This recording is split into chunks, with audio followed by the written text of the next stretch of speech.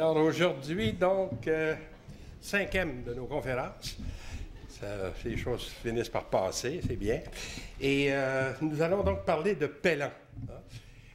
Je commence par dire que c'est un peu paradoxal, évidemment, de traiter Pellan, Alfred Pellan, dans le contexte d'une série qui se voulait sur le réalisme. Et après tout, Pellan est associé au mouvement moderne. Et comme vous savez, le modernisme n'a pas toujours été très, très chaud pour le réalisme. Et donc, on pourrait dire qu'il y a une espèce de paradoxe. Il y a d'abord, évidemment, ce qu'il faut dire, c'est qu'il y a une partie de l'œuvre de Pellan qui est franchement figurative et qui se rattache tout à fait à ce thème-là. Mais évidemment, il y en a une autre qui est plus marquée par le cubisme et où la démonstration à faire est un peu plus difficile. Alors, c'est ça que je vais faire. Je vais procéder en deux temps. Je vais vous montrer d'abord, donc, cette partie plus figurative de sa production. Et ensuite, on abordera le côté un peu plus compliqué, là, celui de l'influence du cubisme sur lui, puis dans quelle mesure on peut parler du cubisme comme une forme de réalisme. Alors, les tableaux qui se rattachent très nettement à cette tendance figurative chez Pellan sont, enfin, je vous en présente deux. À gauche, donc, Maison de Grande Pointe. C'est donc dans le comté de Charlevoix. Et je vais vous dire un peu pourquoi il a fait ces tableaux-là à ce moment-là. Un tableau de 1941 qui appartient à une collection particulière à Montréal. Et l'autre, Fillette en rouge, la même année, une collection, aussi d'une collection particulière à Loretteville. Et alors, je vous donne d'abord le contexte dans lequel ces tableaux-là ont été produits. Pellan venait, donc 41, donc pensez, en fait, c'est comme le début de la guerre, hein, et Pellan venait de passer 14 ans à Paris. Et en 1940, là, en mai 1940, disons, même après avoir espéré peut-être que la guerre va se maintenir un peu sur la frontière ou quelque chose comme ça, on finit par comprendre là, que non, on y est complètement dedans. Et des gens de la légation du Canada à ce moment-là, lui, suggèrent fortement de retourner au Canada, de ne pas rester en France durant la période qui s'en vient.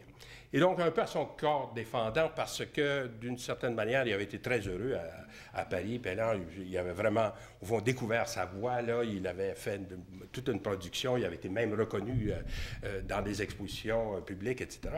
Alors, un peu avec peine, si on veut, il revient donc au Canada, s'arrête un petit peu à Québec dans sa famille, où son père vivait. Et, comme vous savez, c'est lui qui avait soutenu un peu tous ses efforts financièrement. En tout cas, c'est son père qui l'avait soutenu là-bas à Paris. Et il s'installe assez vite à Montréal en acceptant d'abord, disons, l'invitation de ce peintre ici, Philip Surrey, de vivre chez lui avant de pouvoir se trouver un atelier convenable, enfin, disons, à Montréal. Et Philip Surrey était un excellent contact pour Pellan. Là, vous avez un autoportrait fait en 1941, donc exactement au moment où Pellan arrive et où a pu le rencontrer. Hein. Et c'était un très bon contact parce qu'avec Philip Surrey, Pellan va rencontrer un peu toute l'avant-garde du temps, là. Par exemple, John Lyman, aussi Joris Smith, puis avec Joris Smith, évidemment, vivait Jean Palardy. Alors, et tout ce monde-là habite plus ou moins le même quartier, là, tout près de l'ancienne école des beaux-arts, si on veut, près de la rue Jeanne-Mance et Sherbrooke, là, dans ce coin-là. Ils ont Moulstock avait son atelier dans ce coin-là, etc. Il l'a eu jusqu'à sa mort, nourrissant ses oiseaux. Là, je ne sais pas s'il y en a quelques-uns d'entre vous qui l'ont connu. Et alors donc, par hasard, en fait, Pellan se trouve à tomber justement avec toute une série de bons contacts. Et ceux qui vont, disons, l'aider au tout début, enfin, ils vont l'amener dans le comté de Charlevoix, c'est les deux peintres que j'évoque ici avec deux tableaux. À gauche, un tableau de Jean Palardy. Palardy, évidemment, n'est pas connu uniquement comme peintre. Comme vous savez, c'est un personnage qui a été associé beaucoup à la redécouverte des vieux meubles canadiens. Hein, il a fait un fameux livre qui maintenant est introuvable sur les tablettes des librairies, qu'on trouve uniquement en bibliothèque, mais dans lesquels il a initié, au fond, tout le monde. Dans les années 60 et 70, on s'est tous mis à collectionner des armoires en diamant, puis essayer de nettoyer ça. Et alors, Palardy était certainement associé à ça, puis aussi il a fait du film. En fait, c'est un bonhomme, un peu un jack of all trades, il a fait beaucoup de choses. Et il était l'époux de Jory Smith. Alors, ce que vous voyez à droite, c'est le portrait de Jory Smith, mais par Lyman. Alors, je trouvais que ça résumait bien la situation. Vous avez presque les trois peintres là, que Pelland contacte à ce moment-là. Hein. Et là, aussitôt arrivé à Montréal, Pelland est sollicité pour faire une très grande exposition, en fait, qui va avoir lieu à la fois au Musée du Québec et ensuite, enfin, à l'époque, on appelait ça le Musée de la Province, et aussi ici à la Art Association of Montréal, donc ce qui deviendra le Musée des Beaux-Arts de Montréal. Et cette rétrospective-là va faire un effet monstre, surtout à Montréal. Les journalistes vont s'enthousiasmer, etc. Alors donc, il est obligé d'organiser ça. Et sur la route, enfin, à Québec, au vernissage de son exposition, parce que c'est présenté d'abord à Québec, il rencontre une autre fois Palardy et Jory Smith, et c'est eux qui l'invitent. Venez donc passer l'été avec nous dans le comté de Charlevoix. On vient d'acheter une maison à la petite rivière Saint-François. Venez, vous allez avoir, vous pourrez peindre si vous voulez, etc. Et c'est donc dans ce contexte-là que Pelland vient dans le comté de Charlevoix et, disons, au début, fait en 1940, là, dès le premier été de son arrivée, il est arrivé en mai, donc tout de suite après, juin, juillet, il est dans le comté de Charlevoix et il fait une série de dessins comme ça qui vont être inclus dans sa présentation rétrospective de Montréal. Alors, ça ne sera pas montré à Québec, mais ça va être montré à Montréal quand l'exposition va se déplacer à Montréal. Et c'est des portraits de fillettes de Charlevoix, là, comme ça, qui sont un peu...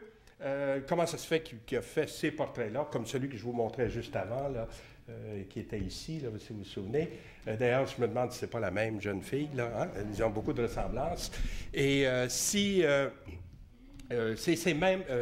c'est des personnages qui, en fait, venaient rencontrer Jory Smith qui faisait leur portrait aussi. Hein. Enfin, on voit que c'était grâce à ces contacts-là que ces petites filles-là venaient chez Jory Smith et leur Pelland en a profité un peu puis il a fait ces portraits-là. Hein.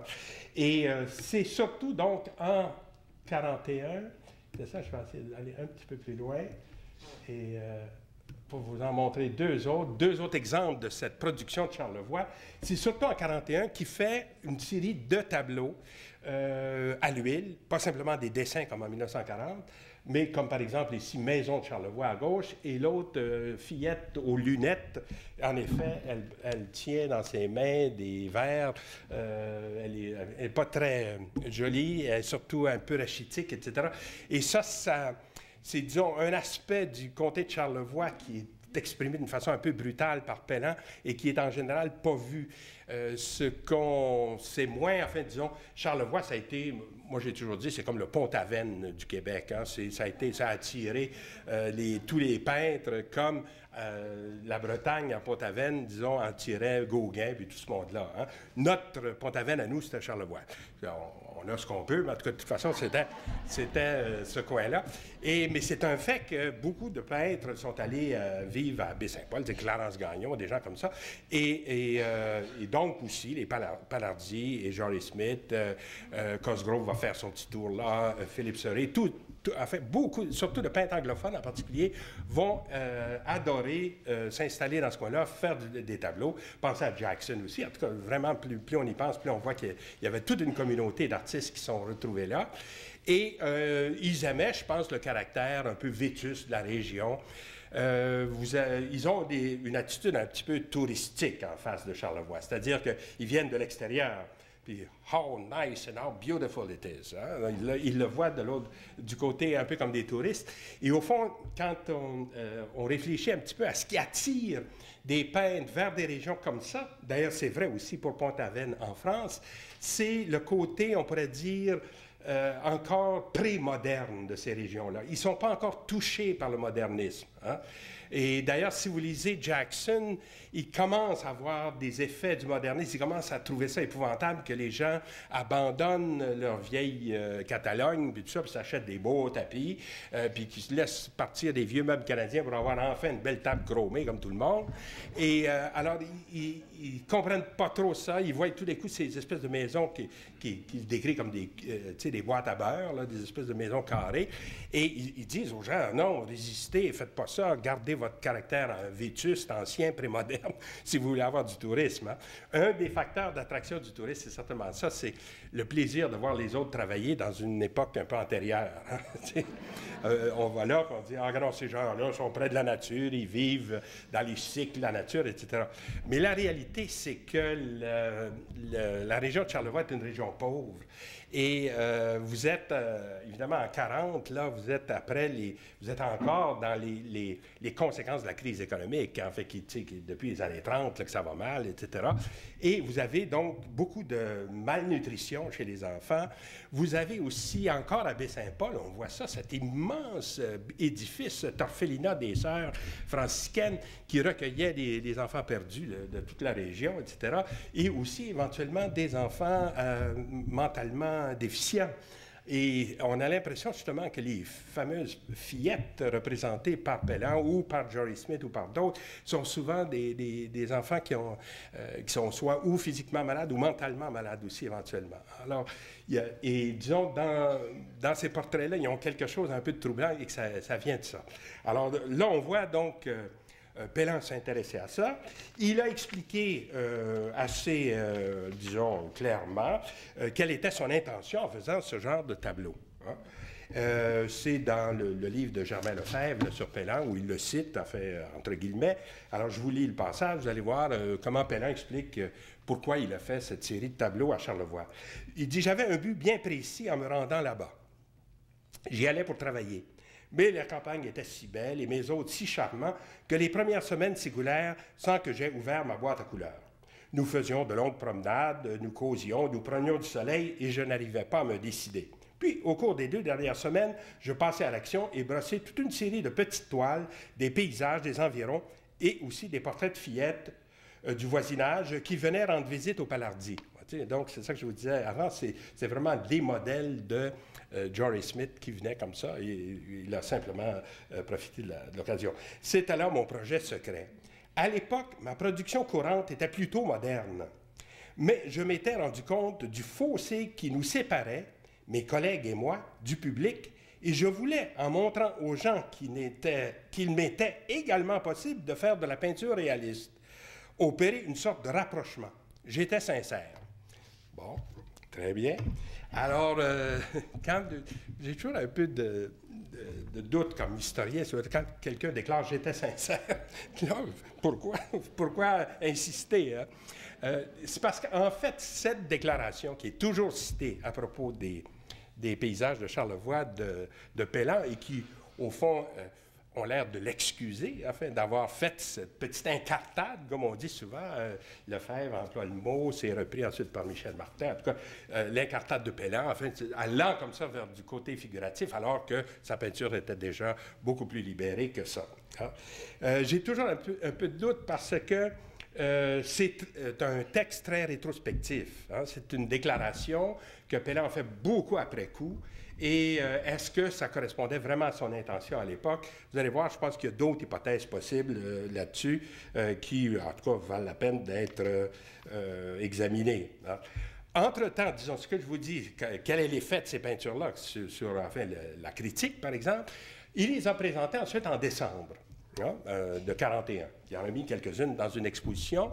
À ce moment-là, l'exposition s'était faite chez lui, dans son atelier, sur la rue Jeanne-Mance, organisée par Maurice Gagnon, un critique avec lequel j'ai un peu de relation. C'était mon père. Alors, et là, c'est lui qui organise, en tout cas, sur le carton d'invitation, c'est ça, organisé par Maurice Gagnon, très bien. Et là, les gens venaient à l'atelier de Pellan et parmi les tableaux exposés aussi, il y avait des modèles de tapisserie, enfin, Pellan avait toujours eu aussi beaucoup d'intérêt pour l'art appliqué, si on veut. Hein. C'est pour ça qu'il va, par exemple, faire beaucoup de décors de théâtre ou de costumes ou de choses comme ça. Il a certainement été attiré par ça. Alors, il voulait montrer un peu toutes les facettes de son talent, dont les fameux tableaux de Charlevoix. Et là, ce qui est intéressant, c'est de voir comment la critique réagit à ça, parce que la critique, évidemment, venait de faire les éloges les plus dithyrambiques de son style moderniste lors des grandes rétrospectives à la fois de Québec et de Montréal. Hein, c'est juste avant ça. Alors là, disons, la première rétrospective Pellan, c'est en 40, et là, cette petite exposition chez lui, c'est en 41, en décembre 41. Alors, les critiques qui avaient disons, vraiment été enthousiastes pour ça, sont un petit peu, on a quelques doutes là-dessus. Hein? C'est comme un recul, c'est comme si Pellan, après avoir été si loin, avait l'air de revenir. Mais ils sont gentils, ils ne font pas de critiques trop négatives, comme par exemple Marcel Parizeau, en fait, qui était un architecte, mais aussi qui écrivait à l'occasion des critiques, dit... par ses œuvres plus récentes, Pellan se rapproche sans concéder. Hein? Il se rapproche du public, mais sans faire de concessions. Il s'offre à la compréhension, mais il reste étonnant. Hein? Et donc, on voit chez Parizeau un peu d'hésitation là-dessus. Il dit, oui, c'est ça, il se rapproche du public, mais attention, il reste encore Pellan, il reste, on veut marquer la continuité. Hein?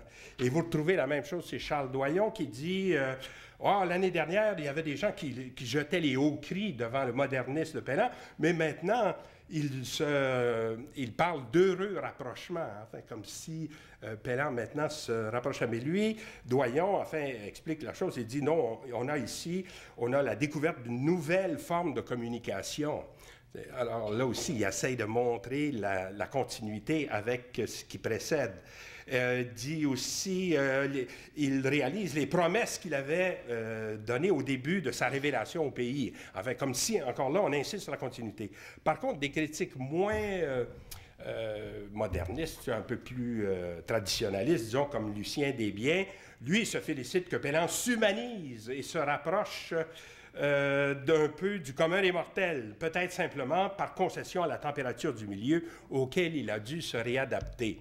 Alors donc, on pourrait dire à première vue unanimité de la critique, tout le monde accepte ces œuvres-là, mais vous avez remarqué qu'au fond, c'est une unanimité qui ne tient pas vraiment profondément, parce que si l'opinion de Desbiens en particulier avait pris le dessus, toute l'importance de Pellan comme révélant la modernité au Québec en particulier, aurait été niée. Hein. Surtout cette association de la peinture figurative avec le côté humanisation, ça c'était perçu comme très dangereux par les amis de Pellan qui voulaient au contraire le montrer comme étant le peintre le plus contemporain, le plus moderne qu'il y avait. Hein. Si vous commencez à mettre peinture non figurative égale peinture non humaine, là vous avez une très mauvaise approche, enfin, pour quelqu'un qui veut défendre la peinture moderne. Hein.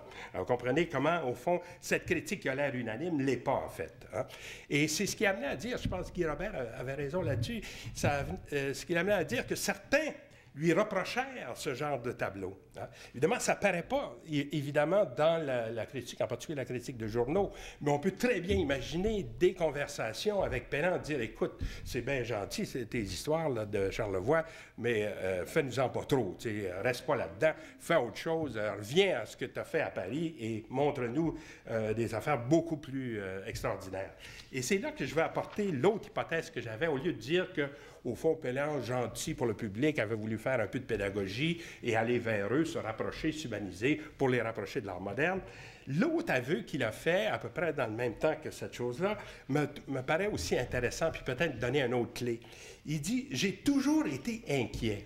Et ça, c'est surprenant parce que Pellan ne donne pas cette allure-là. Je ne sais pas si quelques-uns d'entre vous l'ont connu, mais ça avait toujours l'air d'un bonhomme qui était très en contrôle de ses moyens, disons. Mais il dit, j'ai toujours été inquiet. Et je faisais des choses par moments des plus osées, et après, je revenais à des choses réalistes, figuratives. Et j'alternais comme ça constamment. Hein? Et au fond, c'est ça que je pense qui se passe, là. C'est qu'il revient dans le pays, il n'est pas très sûr du public, évidemment, comment il va être reçu. Il est inquiet et il fait le retour à la figuration comme il a toujours fait. Et si vous regardez un peu rétrospectivement sa production de Paris, vous allez voir, ou sa production antérieure, vous allez voir un peu ce même type de balancement. Hein. Voilà deux tableaux du même peintre et on pourrait dire qu'ils sont comme aux antipodes. Dans le cas, évidemment, à gauche, c'est un tableau de jeunesse, en fait, qui a été fait en 1921, quand Pellin avait, je pense, 14 ans, ou quelque chose comme ça, et qui est probablement une copie hein, d'un chromo quelconque. Là. Il a dû voir ça. C'est pas des choses qu'on trouve beaucoup dans ce genre de potiche-là, là, que vous voyez à droite. Là, on ne voit pas ça partout dans les maisons canadiennes. Hein.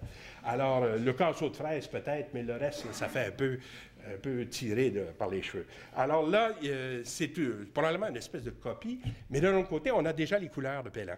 Hein, ce qui est étonnant, dans un tableau de jeunesse comme ça, le bleu et le rouge, là, vous allez le revoir, vous allez voir, c'est une opposition de couleurs qu'on trouve très souvent chez Pellin.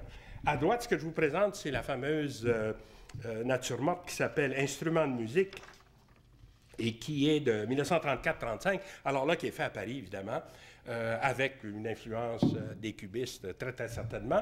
Quoique là encore, c'est un drôle de cubiste, puisque c'est un cubiste tellement coloré, alors que vous savez que surtout les natures mortes de la période cubiste analytique sont souvent tout en ocre, enfin, assez monochrome, finalement. Hein, n'ont pas du tout cette richesse de couleurs-là. Mais on retrouve là le compotier, un peu à la Picasso, l'instrument de musique ici à côté, puis tout ça dans une belle composition, bien organisée, bien ordonnée, etc. Et donc, on a les deux pôles, si on veut, de la production de Pellin à Paris. Alors, quand je disais que cette inquiétude qui l'amenait à alterner constamment d'un style à l'autre, là, vous en avez un exemple. Hein. L'autre chose qu'il fait à Paris aussi, c'est de chercher, là aussi, faire une espèce d'opposition entre deux styles. Mais disons, je vous présente d'abord un premier style, puis ensuite vous allez voir comment il a essayé d'évoluer. Par exemple, en fait, dans ce petit portrait là, qui est à gauche, qui s'appelle, en fait, Jeune fille au collier vert. En fait, c'est juste une description de ce qu'on voit. C'est une de ces chummettes là, de Paris. Il y en a toute une série, là, Mademoiselle Thiraud, Mademoiselle ci, Mademoiselle ça. En tout cas, il y a des activités parascolaires à Paris. Hein. Il ne fait pas juste la peinture. Alors là, et là, donc, vers 1930 aussi. Et là, pour voir le contexte un peu de ce genre de portrait-là chez Pellin à Paris, il faut savoir une chose, c'est que en 1930, autour du milieu des années 30, dans le climat parisien, vous avez une espèce de sentiment de bas de la courbe là, à ce moment-là. Ce qui se passe, c'est qu'on subit d'abord au point de vue économique les conséquences de la crise économique des années 30. Et ensuite, on a en Allemagne la montée du nazisme. Enfin, en 1935, ça fait déjà 2 ans qu'Hitler est au pouvoir. Et là, de plus en plus, on sent une menace du côté allemand. Par ailleurs, à cause de ça, on sent un retour aux valeurs traditionnelles dans la peinture française. Les gens trouvent que l'École de Paris est trop internationaliste hein, pour la situation. On va avoir quelque chose qui est plus français, qui est plus directement français. Et là, il y a 2 expositions qui se passent à ce moment-là qui ont l'air d'indiquer la voie. La première exposition que j'évoque par le tableau de la tour, là, qui est à droite sur l'écran, avec la Madeleine repentante, c'est une exposition qui s'appelait « Les peintres de la réalité en France au XVIIe siècle ». Hein. Et c'est à cette exposition-là, qui a lieu donc au Musée de l'Orangerie en 1934, qu'on a la révélation de l'œuvre de Latour. Les gens connaissaient très peu. Bon, peut-être des savants là, comme Martin Voss ou des gens comme ça, dès le début du siècle, avaient entendu parler de lui. Mais pour le grand public, ça a été cette fois-là qu'on a eu la révélation de l'importance de Latour. Et pour les peintres français qui cherchent justement une espèce de ressourcement dans les valeurs traditionnelles françaises, la présence d'un grand peintre comme ça, inconnu, leur paraît fantastique. Alors, ça veut dire donc retour au réalisme. L'École de Paris est beaucoup trop internationale pour les besoins du temps, si on veut, en 1935. Et il y a un groupe auquel Pellin va adhérer qui s'appelle Force Nouvelle, dont le motto est exactement ça. Alors, non seulement donc il y a cette exposition-là, mais en même temps, il y avait une exposition de Lenain. Hein? Là, peut-être qu'il était un peintre plus connu, mais encore la même chose, c'est la même idée de montrer des peintres de la réalité, d'une certaine façon. Louis Lenain, aussi un peintre du XVIIe siècle, Bon, c'est un fameux, j'ai pris celui-là parce que c'est le plus fameux, là, famille de paysans dans un intérieur. Alors, qui représente non seulement les, si vous voulez, les valeurs françaises d'ordre et tout ce qu'on voudrait, les valeurs classiques, mais aussi éventuellement les valeurs paysannes, c'est-à-dire les valeurs de ressourcement dans la terre. Et ça, évidemment, c'est très, très fondamental dans un temps où les gens commencent à être inquiets sur l'avenir à cause de la guerre qui vient, etc. Alors donc, tu sais, l'attachement au terroir, là, tout ça. Alors ça, Louis Le Nain, ça ne pouvait pas être mieux.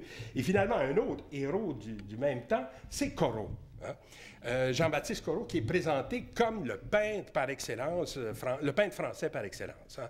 Celui qui va vraiment aux sources. Alors, la femme à la perle, là, qui malheureusement est devenue trop rose ici, là, mais qui pourrait être presque... Tu sais, vous voyez comme on peut faire vraiment le parallèle avec le tableau de Pellan que je vous présente là. Alors ça, c'est un des pôles aussi. Tout à l'heure, je vous montrais deux natures mortes. Là, disons, dans le portrait, vous avez toute une série comme ça, enfin, qui serait un des pôles de cette oscillation chez Pellan. Et ensuite, alors, on a d'autres portraits qui tentent quelque chose de plus audacieux un peu, qui tentent d'intégrer le personnage dans un décor qui serait un petit peu plus abstrait. Hein? Comme par exemple ici, ce portrait de jeune fille au col blanc, toujours vers 1934, enfin, qui est réaliste, si on veut, mais qui est placé dans un décor qui l'est moins. Hein? Évidemment, on peut lire le fond comme une espèce de draperie ornée avec des motifs de fleurs, si on veut, mais aussi des motifs abstraits, comme la série des losanges là, qui sont sur le côté ici. Et en plus, le tapis de table avec les chevrons, tout ça, qui fait, au fond, des motifs très décoratifs. Hein? Et là, alors, c'est comme si, de temps en temps, Pellan tentait de marier les deux styles qui l'attirent. C'est à la fois le style plus réaliste et le style plus non figuratif, et à faire une espèce de synthèse des deux. Ça, on voit qu'il est fasciné par cette possibilité-là. Et, disons, dans La jeune fille aux anémones, il va un pas plus loin, si on veut, puisqu'il l'associe à un de ses propres tableaux qui, lui, est non figuratif. Hein? Évidemment, le tableau qui est derrière elle, je ne suis pas sûr qu'il existe. Je pense qu'il est fait pour la cause ici. Hein? C'est un tableau à la Pellan, fait par Pellan, donc il n'y a pas de problème. Il peut bien faire ce qu'il veut. Mais on voit, c'est vraiment l'idée d'un de ces tableaux, beaucoup plus abstrait, qui est mis en confrontation avec cette jeune fille aux anémones, enfin, avec les fleurs qui sont là. Et on voit qu'il fait l'effort aussi pour unir les deux choses, c'est-à-dire, prenez par l'harmonie de couleurs, le rouge et le bleu, vous le retrouvez aussi dans son tableau en arrière, et vous le retrouvez même dans le bouquet de fleurs. Hein? Alors donc, tout ça aussi, non seulement de confronter les deux choses, mais de trouver une espèce de synthèse entre les deux. Hein? Troisième exemple, le jeune comédien. Là aussi, en tout cas, donc, à première vue, on a un personnage qui pourrait être peint de façon assez réaliste, enfin peut-être un peu influencé par Van Gogh ou quelque chose comme ça, mais par ailleurs, qui est situé dans un décor qui, lui, l'est beaucoup moins. Si vous regardez ce qu'il y a derrière lui, on est vraiment presque dans l'art abstrait. Et là aussi, le chapeau un peu bizarre qu'il a des rapports avec les losanges qu'on voit ici, on les retrouve aussi dans l'arrière-plan. Les couleurs du masque aussi sont les mêmes que le chapeau. En tout cas, donc là aussi, il y a un effort d'intégration de son personnage dans le cadre du tableau. Et en fait, on pourrait mettre en parallèle un tableau qui s'appelle Bouche rieuse, qui est un tableau de Pellan, et qui pourrait être comme, où on retrouve un peu des motifs analogues à ceux qu'on a ici. Alors, il n'a pas copié son tableau tel quel ici, mais il s'est inspiré un peu de son propre style, si on veut, pour le mettre derrière le comédien qui est là. Hein? Alors, Bouche rieuse, par contre, ça ne veut pas être directement la source ici, puisque c'est un tout petit tableau, et alors, au contraire, on a l'impression d'un décor, enfin, qui occupe tout le mur. Hein? Jean-René Ostigui avait rapproché ce tableau d'un tableau de Picasso qui représente un arlequin. C'est assez judicieux, sauf que, justement, dans cette période-là, Picasso revient à des valeurs très classiques et ne mêle pas, disons, dans le fond ou à côté, des motifs qui seraient plus abstraits. Et il va le faire beaucoup plus tard dans la série des illustrations du chef-d'œuvre inconnu de Balzac. Là. Mais à ce moment-là, en fait, dans les années où il peint ce jeune comédien en 1923, l'Arlequin assis, c'est vraiment une période classique là, chez Picasso. Alors là, donc, on peut peut-être... Il y a certainement, évidemment, une admiration sans borne pour Picasso chez Pellan. Il raconte même comment il est allé le voir, etc. En tout cas, ça, il n'y a aucun doute là-dessus. Mais par ailleurs, Pellan prend ses distances aussi, il fait ce qu'il veut. Il fait ces espèces de synthèses entre les deux styles. Et donc, en revenant, pour conclure sur mes paysages de Charlevoix, on pourrait dire c'est ça, c'est comme une espèce d'alternance figurative avec ce qui va suivre ensuite. Et j'ai l'impression, évidemment, ce qui suit ensuite, c'est, sous la pression de ses amis modernistes, là, Pellan va s'engager délibérément dans le combat de l'art moderne. Et je vais évoquer ça juste par deux documents. Un tableau d'abord, la fameuse surprise académique, hein, qui est un tableau de 1943, et qui correspond exactement à la date où Pellan est engagé à l'École des beaux-arts de Montréal, par ni plus ni moins que Charles Maillard. Maillard, c'est surprenant qu'il ait engagé Pellan, mais ça s'explique un peu dans le contexte un peu compétitif de l'époque. Alors, il faut imaginer que vous aviez deux écoles d'art à Montréal importantes, hein. Il y a l'École des beaux-arts et l'École du meuble. L'École du meuble est dirigée par Jean-Marie Gauvreau, et l'École des beaux-arts est dirigée par Charles Maillard à l'époque. Les deux ne s'aiment pas. Les deux, politiquement, d'ailleurs, sont un rouge, l'autre des bleus. En tout cas, vraiment, ils ont tous les problèmes possibles pour ne pas s'aimer. Et là, ils sont en rivalité tout le temps. Et là, d'une certaine façon, l'École du meuble, en engageant Bordua, en engageant Maurice Gagnon, Marcel Parizeau, tout ce monde-là, ont un peu le vent dans les voiles, c'est-à-dire l'École du meuble est perçue un peu comme l'école plus moderniste, celle qui est plus ouverte. Alors Maillard sent ça, évidemment, et il voit dans la possibilité, en engageant Pellan chez lui, de donner le pion à l'autre école, hein. Alors, c'est comme ça qu'il l'attire. Bon, Pellan a raconté qu'il a mis beaucoup de conditions, qu'il voulait avoir des après-midi libres pour peindre, etc. En tout cas, on était prêt à tout, on l'a gardé tel quel. Et là, il a fait, à mon sens, c'est un tableau qui décrit un peu sa situation en entrant à l'École des beaux-arts. Comment est-ce qu'il se voit là-dedans? C'est une espèce d'autoportrait, si on veut. Alors, comment on peut le lire? Vous avez une espèce de personnage ici à tête renversée, hein, qui a l'air de sortir d'une boîte qui est ici. Vous savez, ces espèces de clowns qu'on presse dans une boîte, puis qu'on ouvre, puis qui sortent comme ça, et qui vous... Alors, c'est ça, la surprise académique. Alors, on pourrait dire que la boîte, c'est comme l'École des beaux-arts, et lui, Pellan, est comme le clown qui sort là-dedans avec la tête renversée, qui est en train de nous, disons, de surprendre tout le monde. Il fait tomber, d'ailleurs, une espèce, ce que j'appellerais le colosse académique ici. Regardez, suivez le gris qui est ici. Vous allez voir, il y a une espèce de personnage. Il y a une main ici, là, un bras, la tête est là, et l'autre épaule est ici. Alors, en sortant de sa boîte, boum, cette histoire-là a tombé, et ça a même fait peur à une espèce de petit chien ici qui est en train de regarder dans toutes les directions. Il y a plusieurs yeux, là, justement.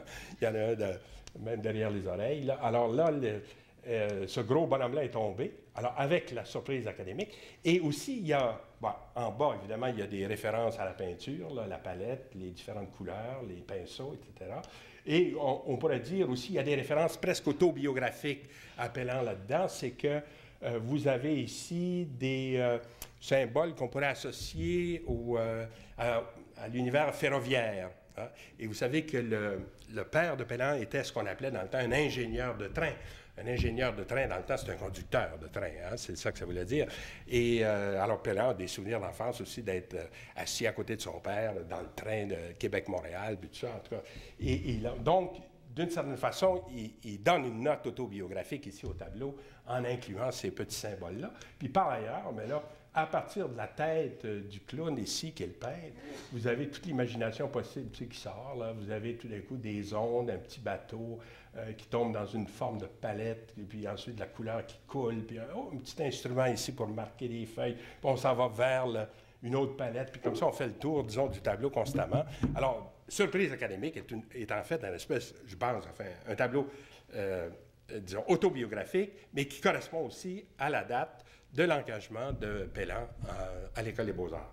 Et là, Maillard, qui pensait faire une bonne chose, finalement, va rencontrer au contraire un opposant féroce avec Pellan, puisque en 1945, 2 ans après son engagement, vous allez avoir la fameuse révolte des Beaux-Arts. C'est la première, c'est pas la dernière. Évidemment, il y en a toujours eu un peu. Les étudiants des Beaux-Arts ont toujours aimé ça. C'était très sain.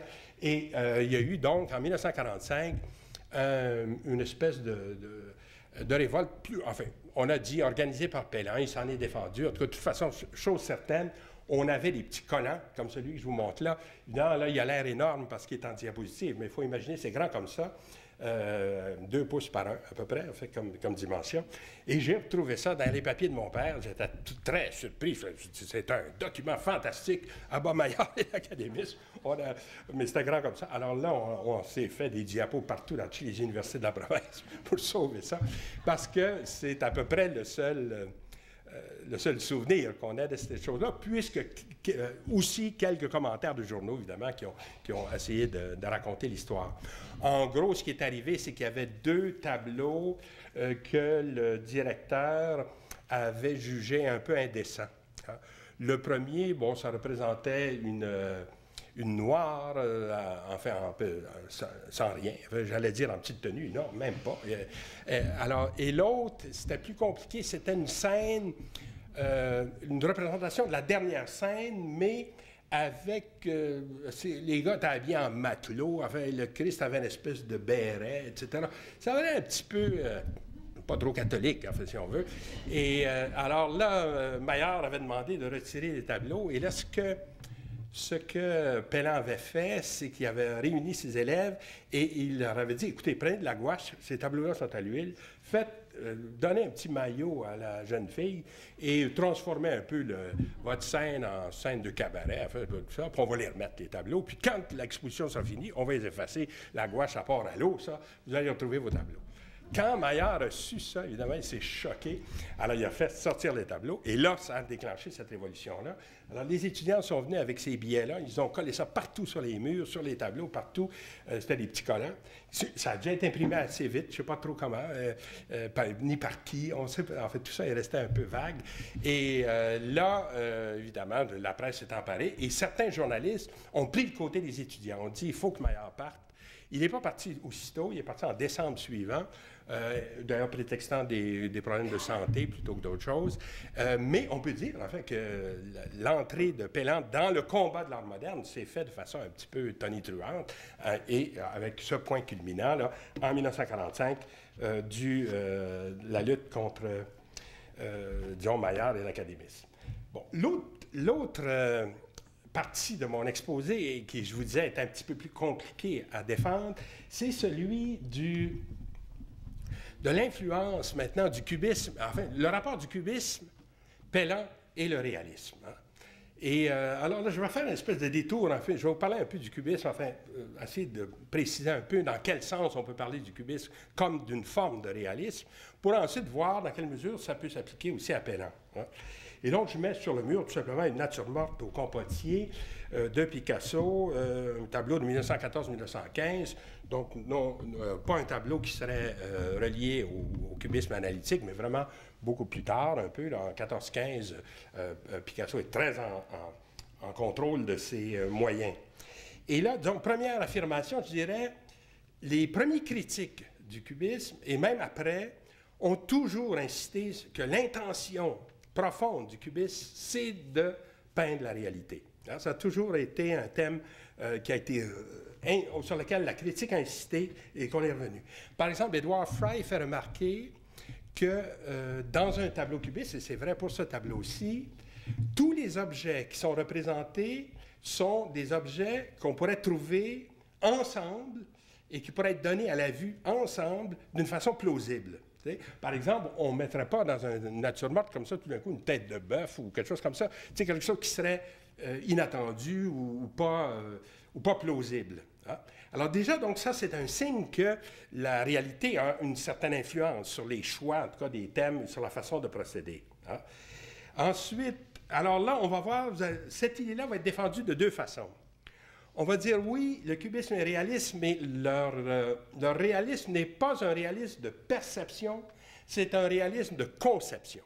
Ça, vous allez voir ça souvent chez les critiques. Ça revient, cette espèce d'opposition entre la vision, si on veut, le réalisme donné par la vue, et au contraire, l'autre donné par l'esprit, par le concept. Hein. Disons, je vous cite un exemple de ça chez Apollinaire. Par exemple, Apollinaire dit tel quel, le cubisme authentique, si l'on veut s'exprimer de manière absolue, est l'art de dépeindre des ensembles neufs à l'aide d'éléments formels empruntés non à la réalité de la vision, mais à celle de la conception. Hein?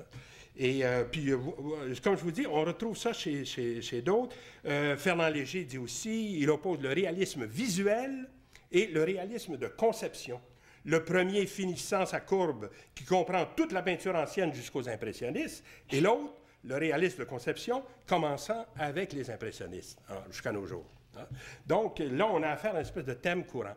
Et l'autre thème, évidemment, c'est celui que les cubistes attachent de l'importance à l'expérience visuelle. Enfin, ils vont aller chercher des éléments qui sont dans la nature et ils vont les intégrer dans leur tableau. Mais cette première opposition-là est assez bizarre et elle fait, pour pas que ce soit simplement une espèce de formule creuse, je la préciserai de la façon suivante.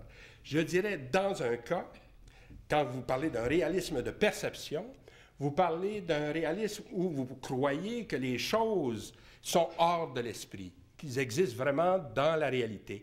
Alors que dans un réalisme de conception, vous seriez uniquement, enfin, toutes les choses auxquelles vous pensez seraient dans l'esprit seulement, et que ça corresponde ou pas à quelque chose d'extérieur, ça deviendrait beaucoup plus secondaire. Hein? Et en m'exprimant de cette façon-là, ça fait penser un petit peu à la philosophie de George Berkeley. Hein? Berkeley est un philosophe irlandais du 17e siècle, mais qui avait un peu cette même type d'approche. Par exemple, il définissait les choses, ça fait ce qu'on voit, uniquement à partir des sensations qu'on en a. Hein? Par exemple, il dit une cerise, là, qu'est-ce que c'est? Éventuellement, c'est une couleur, donc c'est quelque chose qui envoie des rayons lumineux à l'œil. C'est une saveur, c'est aussi, si vous la touchez, une certaine mollesse, etc. Et il n'y a pas d'autre chose dans la cerise. C'est-à-dire que s'il n'y a pas, disons, une matière qui serait derrière tous ces attributs-là, la cerise, comme il dit, est un monceau, ou un tas, parce qu'il emploie le mot latin congeries, qui veut dire un monceau, un tas de perceptions, de sensations qu'on reçoit comme ça de l'extérieur. Et il n'y a rien d'autre. Tout est dans l'esprit. Hein, alors, il en concluait, entre autres choses, par exemple, que le concept de matière est un concept qui est faux, qui est absurde, qu'on ne devrait pas retenir. Alors, on pourrait dire, OK, peut-être que les idées de Berkeley sont vraiment un peu farfelues, etc. Mais si vous revenez maintenant au tableau cubiste et vous les analysez un petit peu avec ce genre de modèle-là, vous allez voir que c'est assez intéressant. C'est que ce que le tableau nous montre, au fond, c'est le résultat d'une série de perceptions.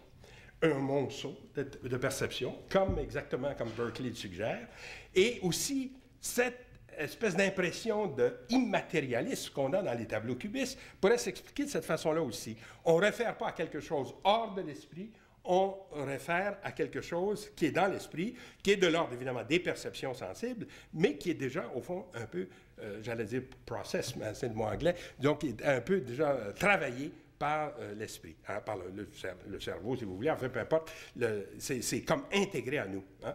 Et effectivement, dans ce tableau-là en particulier, en fait, cette nature morte, vous avez une espèce de juxtaposition de toutes sortes de styles, hein, comme si chacun des morceaux qui sont réunis ici appartenait à des expériences visuelles différentes. Comme par exemple, il y a des passages qui sont carrément pointillistes, hein, comme ici et là. Hein. Vous en avez d'autres, au contraire, qui ont l'air beaucoup plus réalistes, hein, comme par exemple la moulure qui est ici, l'autre qui est reprise à l'autre bout, les pattes de la table. Hein.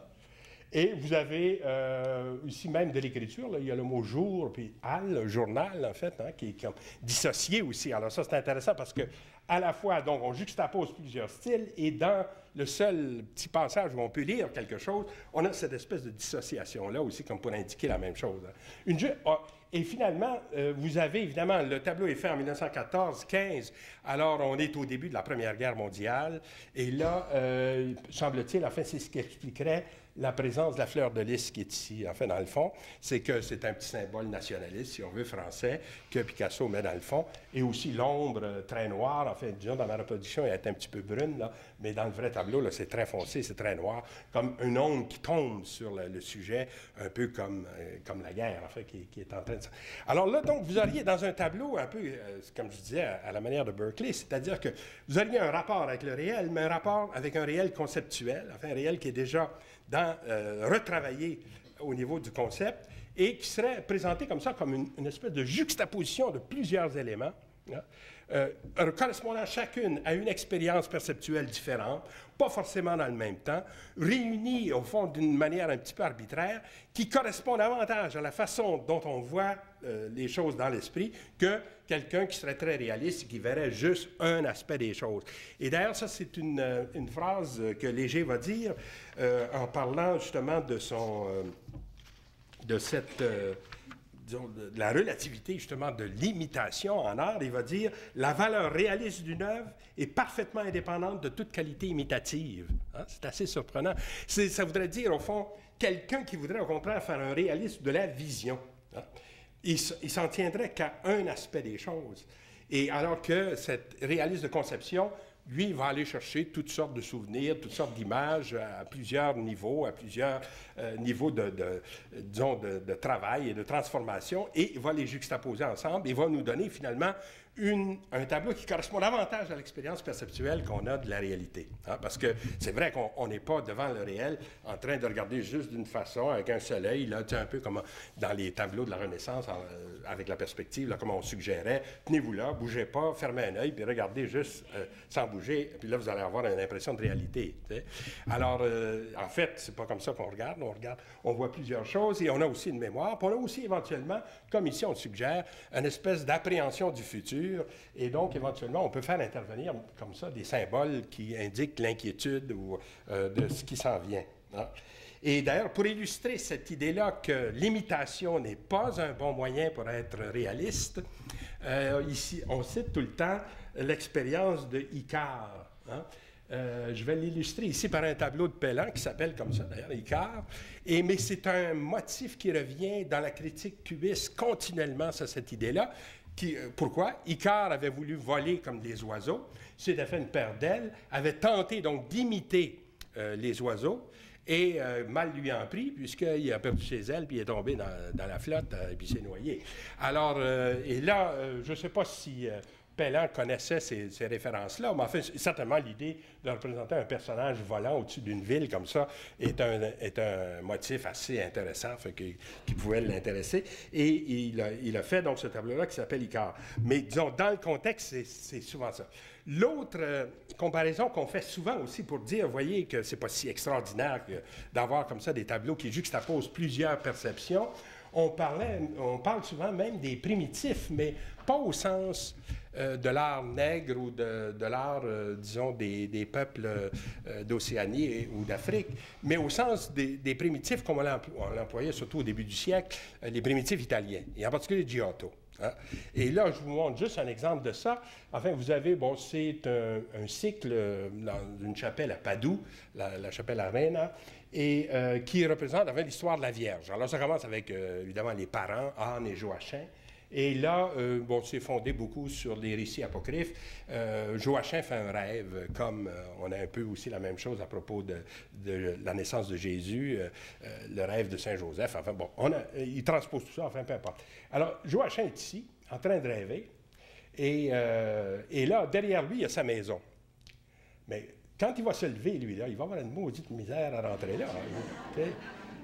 C'est pas mal petit. Puis regardez, les animaux aussi sont minuscules. Ils ont l'air des rats plutôt que des... etc. Et l'ange est important, lui est plus gros. Puis là, le personnage qui est ici, lui, est vraiment très, très grand, etc. Là, ce que les cubistes font remarquer à propos de ce genre de tableau-là, c'est que la réalité conceptuelle est plus importante que la réalité visible.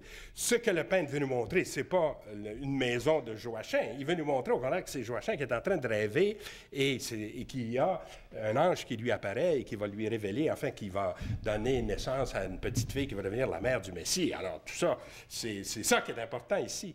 Et donc, on pourrait dire que cette hiérarchie comme ça entre les éléments du tableau correspond davantage à la vraie réalité qu'à la réalité d'imitation, en fait, où il faudrait faire le bœuf aussi gros qu'il est, puis la maison normalement assez grosse, etc. Alors, vous comprenez pourquoi on peut utiliser, en contexte cubiste, des exemples de ce type-là pour faire valoir, enfin, leur point de vue. Enfin, et ça revient, en fait, chez Apollinaire, c'est d'autres, chez les critiques, ils reviennent toujours là-dessus. Hein.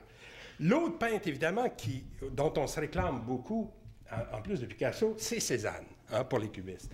Et pourquoi? C'est parce que c'est Cézanne, pour la première fois, qu'on commence à avoir une définition de l'objet qui est représenté à partir de la sensation du peintre. Hein. Et ça, c'est explicite chez Cézanne. Il le dit lui-même. Il dit « Mes tableaux sont faits à partir de ma petite sensation. Hein. » Et il fait donc référence immédiatement à ça. Et ce qu'il veut dire par là, c'est que au lieu de représenter les choses telles qu'elles sont, avec les lois de la perspective, on part avec, enfin, les données sensibles, les données de ce que l'œil peut voir. Hein. Comme, par exemple, ici, si vous regardez, enfin, cette nature morte qui est à l'Ermitage, qui s'appelle nature morte au sucrier, je pense, ou enfin, au pot à lait, enfin, peu importe les éléments. Si vous regardez la nature morte, et que, par exemple, vous prenez le bord de la table ici, et si vous le suivez, vous allez voir qu'il n'est pas exactement dans l'angle de l'autre. Hein? Et là, on comprend que la petite guenille qui est là, comment est-ce qu'elle est importante. Elle cache ce manque de raccord entre les deux. Et au fond, ce à quoi ça correspond, c'est un petit peu à la vision bioculaire qu'on a. C'est-à-dire, si vous fermez un œil, vous voyez une partie du... si je ferme l'œil, je vois une partie de la salle, puis si je ferme l'autre, je vois l'autre partie. Hein? Ce que chaque œil voit ne correspond pas exactement. Évidemment, si on a deux yeux, c'est ça qui nous donne aussi une vision tridimensionnelle. C'est grâce à ça qu'on peut voir en profondeur. Mais on aura donc des angles légèrement différents d'un œil à l'autre. Et c'est un petit peu ça que Cézanne retient ici dans son tableau. Le fait que les angles ne soient pas essentiellement les mêmes quand on regarde à gauche ou quand on regarde à droite. Et donc, c'est comme s'il incluait dans le tableau deux perceptions, si vous voulez, à deux moments différents. Idée que les cubistes vont exploiter, évidemment. Ils vont en faire 50 perceptions dans le même tableau s'il le faut. Mais vraiment, on pourrait dire qu'ils ont raison de se réclamer de Cézanne. Ça part de là, d'une certaine façon. C'est avec Cézanne qu'on commence à quitter, donc, un réalisme de vision, de perception, pour faire entrer aussi un réalisme de conception, c'est-à-dire dans lequel cette idée de sensation pure, d'idée qui nous vient de l'extérieur et qui est dans l'esprit, commence à être affirmée comme telle. Hein. La même chose, par exemple, le rabattement de la table ici, ça a toujours été remarqué chez Cézanne, comment les tables sont tellement rabattues qu'on a l'impression que tout ce qui est dessus va foutre le camp, enfin, ne restera pas là. Tu sais. Et là, il le fait aussi comme une espèce, j'allais dire, d'intermédiaire entre la réalité telle qu'on la voit, qui serait, évidemment, la table serait en perspective, et le fait qu'il travaille sur une surface, hein, qu'il travaille sur un tableau qui est une surface verticale. Alors là, la table rabattue est un peu comme à demi-chemin entre les deux, et s'intègre comme ça, s'affirme au fond, pas uniquement comme une table vue, mais comme une table conçue aussi, qui tient compte du nouveau contexte dans lequel elle se trouve, et qui est le contexte du tableau. Ensuite, comment délimiter exactement où commence le plancher ici, où commence le mur? Ça, c'est vraiment pas facile dans le tableau de Cézanne, puisque vous avez cette espèce de bande noire ici qui peut être ou une plainte, là, qui serait sur le bord du mur, ou au contraire, un bout de tapis là, qui finit là. Enfin, on ne peut pas voir vraiment de quoi il s'agit. Et même en plaçant une espèce de patère ici dans le coin, il ne résout pas vraiment le problème. Elle est située d'une façon un peu ambiguë. Alors là aussi, à chaque fois, il nous fait chercher un petit peu cette espèce d'entre-deux dans lequel on est pour affirmer, enfin, le caractère vraiment pictural de ce qu'on voit et non pas simplement un objet qui est donné à voir comme ça, comme dans la nature. Hein. L'assiette aussi est rabattue dans le plan, la même chose. Elle est aussi pas vraiment circulaire, elle est un peu ovale et elle est en dialogue avec tous les fruits qui sont là, en fait, d'une certaine manière. La même chose sur le sucrier. Regardez, par exemple, comment la poignée ici du pichet qui est là, du pot à lait peut-être, est dans le plan du tableau, alors que le pichet est orienté différemment. Hein? C'est comme si vous aviez une poignée qui serait exactement dans le plan, mais le pichet, lui, serait comme ça un peu. Hein? Il ne serait pas vraiment. Alors, tout ça aussi, ça correspond à deux points de vue sur l'objet, tantôt vu en surplomb, tantôt vu de côté. Et tout ça est combiné ensemble discrètement. Vous allez me dire, c'est pas aussi farfelu que dans un tableau cubiste, c'est pas aussi poussé, mais c'est le même principe. Hein? Et c'est pas du tout étonnant que les cubistes aient réclamé donc une paternité, si on veut, du côté de Cézanne. Hein? Alors, je retombe sur mes pattes, puis je reviens à Pellan. Hein? Alors, regardez, un tableau comme ça de Pellan, en fait, qui est une nature morte aussi aux fruits, au compotier, en fait, qui a toutes les caractéristiques que je viens de vous dire. En fait, on a donc un compotier ici avec des fruits plus ou moins coupés, plus ou moins transformés, un espèce de coin de table aussi avec des ombres, un objet, enfin une espèce de pot à tabac ici sur le côté, et aussi, même, ce qui est assez étonnant pour Pellan, même un coloris finalement assez sobre. Hein? Alors qu'habituellement, les coloris de Pellan, comme vous avez vu tout à l'heure, je vous montrais la nature morte aux instruments de musique, là, et c'est beaucoup plus audacieux que ça. Là, on pourrait dire que c'est un Pellan qui est plus proche, enfin, disons, du cubisme, et qui imite un petit peu, comme le Picasso que je vous montrais tout à l'heure, les différentes textures. Là. Vous avez des passages qui, si vous les isoliez, ont l'air presque du bonheur, et d'autres, au contraire, qui sont plus près de Picasso, ou d'autres de Braque, etc. Enfin, je vais essayer de voir un petit peu en parallèle des tableaux de Picasso ou de Braque. Évidemment, il n'y a pas de parallèle précis parce que c'est pas copié, c'est inventé à partir de l'imaginaire de Pellan. Mais on voit, c'est un peu le même type de préoccupation. Là, vous avez un tableau de Picasso dans lequel il y a des melons ici au premier plan. Il y a une espèce de petite boîte à sel ici. Alors ça, je ne sais pas que personne a vu ça récemment. Là. Ça doit être une vieille affaire. Ça. C'était une petite boîte en métal où on mettait du sel, puis les gens allaient pincer le sel comme ça pour mettre ça sur la... Alors, il a réussi disons, à intégrer tous ces éléments-là dans une composition, encore là, assez sobre de couleur. 1908, hein, un tableau et un peu comme le tableau de Pellan. Et garder un tableau de Braque, peut-être qui est plus proche d'esprit de celui de Pellan. Mais encore là, c'est juste intéressant de les confronter pour montrer justement qu'on est dans le même univers. Hein? On est dans le même univers cubiste, dans lequel justement la sensation colorée, tout ça, l'emporte un peu sur du réalisme d'imitation, hein, qui serait trop proche de... Là, alors là, évidemment, on peut expliquer cet emballement de Pellan pour Picasso, tout ça, parce qu'il y a aussi éventuellement une immense exposition de Picasso qui est présentée en 1932 à la Galerie Georges Petit pendant que Pellan est sur place. Hein. Ça, c'est important de voir ça parce que Pellan habite 14 ans à Paris. Hein. Donc, il est exposé à toutes les avant-gardes. C'est pour ça qu'éventuellement, il va s'intéresser aussi au surréalisme, chose qu'il n'y a pas beaucoup de correspondance chez d'autres peintres. Par exemple, Borduas est resté 1 an et demi à Paris, hein, puis il a été chez Maurice Denis.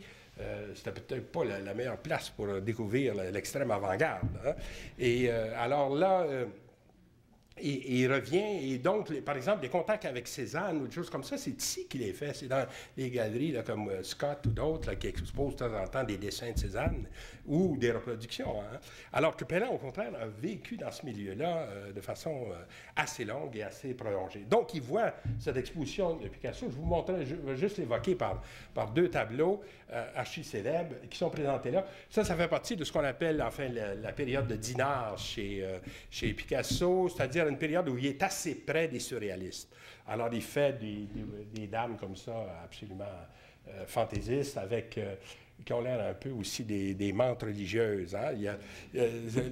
Picasso, il y a beaucoup de choses qui s'expliquent par ses problèmes avec ses maîtresses. Hein? Quand ça va mal, là, les personnages deviennent monstrueux puis difficiles. Puis quand ça va bien, au contraire, ils sont très belles. Enfin, il y a une grosse exposition qui s'appelait « Le portrait chez Picasso » qui montrait ça de façon absolument incroyable. On voyait, même des fois, il combinait 2 maîtresses ensemble quand il était vraiment choqué.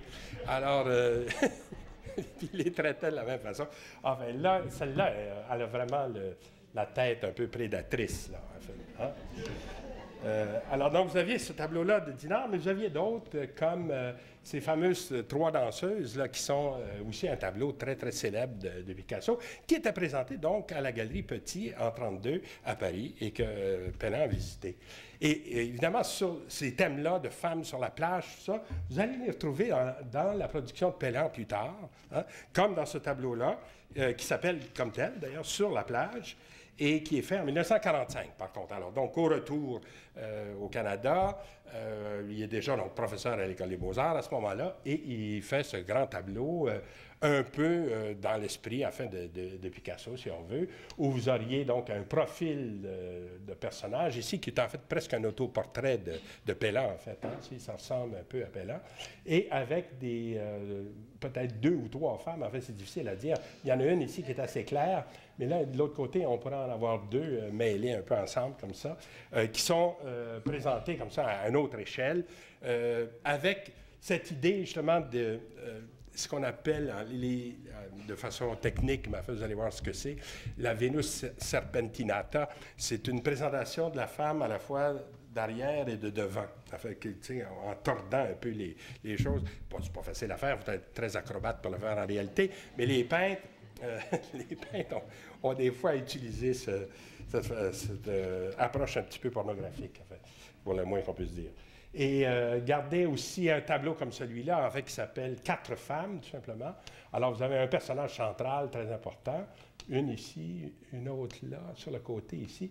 Et là, ce qui est drôle, ce personnage qui est ici, si vous suivez la façon dont elle est couchée, cette jambe-là pourrait être sa jambe à elle, comme l'autre. Hein? On pourrait passer de l'une à l'autre comme ça.